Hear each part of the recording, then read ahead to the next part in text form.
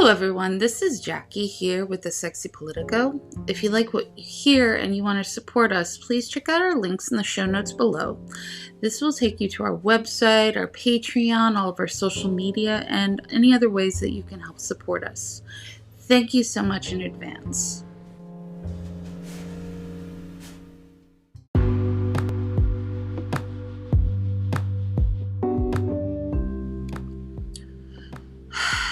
We knew the Supreme Court would overturn Roe v. Wade, but it still felt like a kick in the teeth when we heard the news. I have feelings about this. I know you have feelings about this. We all have feelings about this. But the better question is, what should we do with these feelings? Reposting and reblogging others' works gets information out to the masses, which is essential. But we need to figure out what we can do to create some tangible change. And I have some good news. It's an election year. We all need to remember that every office, not just federal offices, will be important when it comes to protecting our rights. I don't know if you realize this, but the school board has more to do with whether or not a transgender child can play sports than lawmakers do. Lawmakers are reactionary, but your county board, your school board, all of those local elected offices are the ones who are working with you daily. And all of these positions are important. And if you don't like the candidates that are running, if you meet the requirements, maybe you should run for office.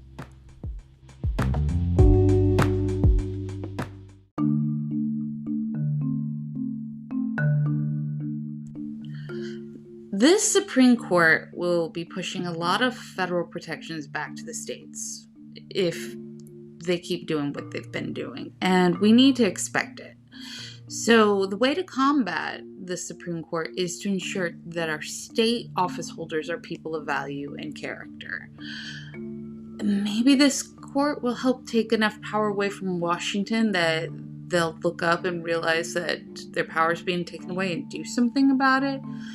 But the truth is, we need to remember that having a super conservative Supreme Court and legislature that's ideologically deadlocked is nothing new.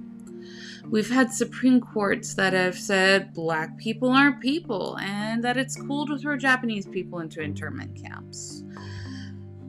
So we need to remember that this isn't new. Now, let's also not get started on the fact that there was an actual senator that was caned on the Senate floor in the 1800s. Nothing is new in government. It's just being recorded.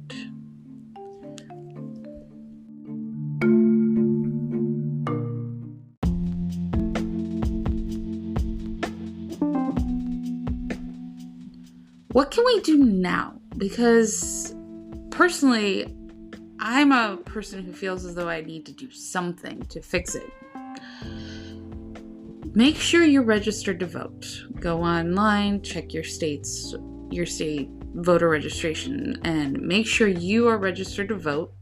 Make sure your family's registered to vote. Make sure your friends are registered to vote. If they're not, help them register. After your friends and family, start a voter's registration drive in your community.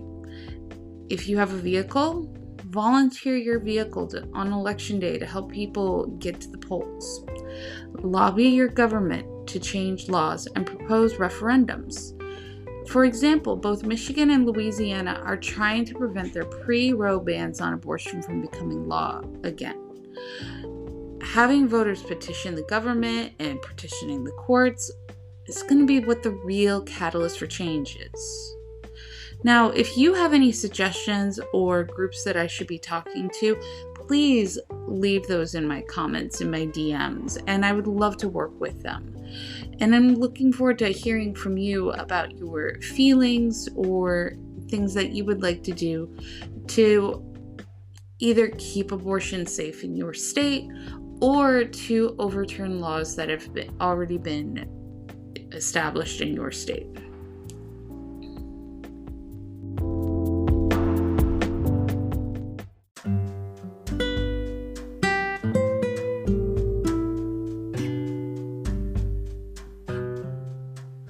Thank you for listening to this episode of the Sexy Politico podcast. If you like what we're doing, don't forget to review us on whatever podcasting platform you're using and share us with your friends. Our links are all in the show notes below. Thank you for listening. Now, please stay safe, stay sexy. Bye.